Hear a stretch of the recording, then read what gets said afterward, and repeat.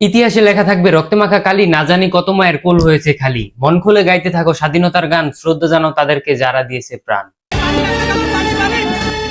কি আর পেলাম স্বাধীন করে, নেই স্বাধীনের স্বাদ, সব জায়গাতে রাখা আছে গরিব মারার ফাঁদ। ধনীরা সব ধনী হবে, গরিব হবে শেষ, স্বাধীন করে পেলাম বুঝি এমন একটা দেশ। হাড় ভাঙা পরিশ্রমে গরিব ঝরায় ঘাম, রাজা আছে মহাসুখে প্রজা পায় না দাম। ভাবতে খুবই অবাক লাগে, হায়রে স্বাধীনতা, এমন স্বাধীন পেলাম আমরা কেউ শুনে না কথা। দুর্নীতি আছে এত চাঙ্গা, পঙ্গু হয় দেশ, দেশের টাকা বিদেশ নিয়ে দেশ করছে শেষ। দেখছি কিন্তু অনেক লোকে বলছে না কেউ কথা, আমরা কি চেয়েছিলাম এমন স্বাধীনতা।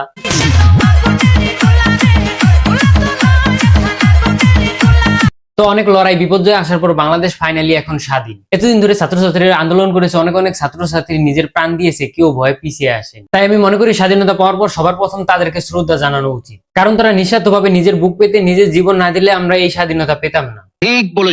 মনে রেখো যুদ্ধ করে রক্ত দিয়ে দেশ পেয়েছি, দেশ দেশ দেশ বাঁচাতে রক্ত দিতে রাজি আছি।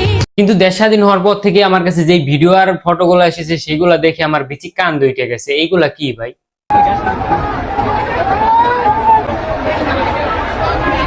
তোমাদের কি মনে হচ্ছে মাথায় করে দলে দলে সব চেয়ার টেবিল নিয়ে কোথায় যাচ্ছে? কোন দোকানে কি সেল চলছে নাকি হঠাৎ করে সবার লটারি লেগে গেছে? আমার মতো কি তোমরাও কি তাই ভাবছো? হ্যাঁ, তাহলে তোমরা সকলে ভুল ভাবছো, এরা সবাই মিলে গণভবন লুট করছে।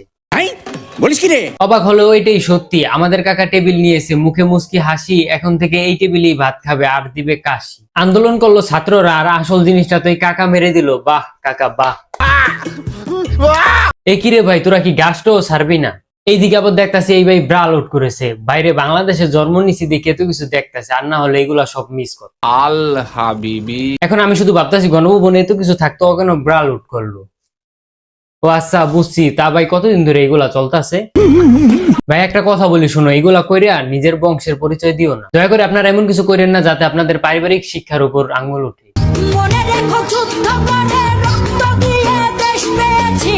অনেক রক্তের বিনিময়ে এই দেশ পেয়েছি, আশা করি পরবর্তীতে ওই চেয়ারটায় যেই বসুক না কেন 2024 সালের কথা মাথায় রেখে বসবে। ছাত্র সমাজ কিন্তু ঘুমিয়ে নেই। এখন পর্যন্ত বাবাকে বলে আসছি, আজকে যদি মরে যায় আমার রাষ্ট্র যেন রাস্তা থেকে কেউ না তুলে। আমার ছাত্রদল যখন বিজয় উল্লাস নিয়ে বের হবে, আমাকেও তখন যদি বিজয় ঘোষণা করে আমার রাষ্ট্র তারা দাফন করে। এটা মাথা থেকে বলে আসছি, এখন কি হবে সেটা পরে দেখা যাবে।